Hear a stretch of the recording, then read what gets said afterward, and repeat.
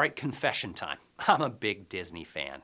As you can tell from my Magic Kingdom bracelet right here. The pink, give me a break. I've got 3 daughters.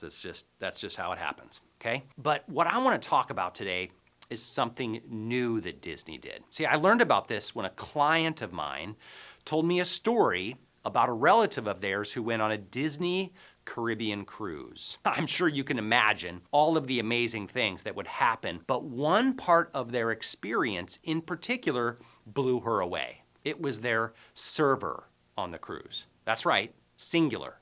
Their server. The one person who served them every meal during their week on the cruise ship. I looked it up, and sure enough, every Disney cruise has 3 main dining rooms, and the servers follow their guests to their dining room each day to cultivate a personal and customized experience for passengers. So how did this person feel about their server? She said that by the end of the cruise, that server knew all their dining preferences, their favorite foods, that they didn't want onions on their salad, what their kids were willing to eat, when they like to eat, and all those kinds of things. But it was more than that.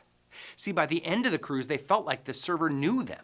They knew all their kids' nicknames and what games they would play to occupy them while waiting for their food. Now that's a guest experience. But just imagine the logistics necessary to make that work. They would have to figure out how many families could one server handle, how to handle multiple families sitting at different restaurants at the same time. Or what else? Think of all the other things. So, what are the lessons, though, that we can take away from this in our businesses to design experiences for our customers? First, don't start designing your experience by asking, what's possible? Start with what makes the guest think, how'd they do that? Start with the why and the what before jumping to the how. What are you telling yourself that you could never do for the customer because it would be too difficult to operationalize? If Disney can pull this off, what can you do? Second, a world-class customer experience requires constant innovation. See, Disney Cruises could have easily argued that they didn't need to do this. They're already viewed as one of the best in the world. But in this case, it's almost as if they said, well, you think you can catch up to our guest experience? Watch this. Your customer experience that is good today won't cut it at some point in the future. So are you going to wait for that?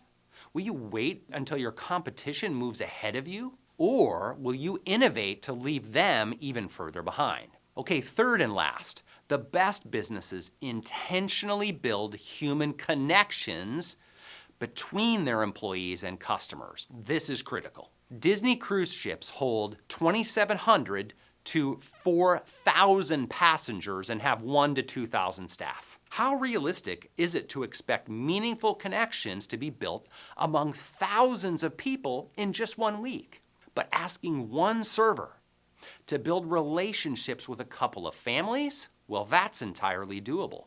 So what does this mean for you? Well, if you run a bank branch, can you manage your schedule around customer appointments? As a dentist, can you ensure that each patient always sees the same hygienist? Okay, so I've got a final thought from you. Whether you know it or not, you compete with Disney. That's right, you compete with Disney. Your customers are returning from these kinds of experiences and expecting a different level of personalization from your business. Will you give them that experience? Or are you still making excuses about what you can't do?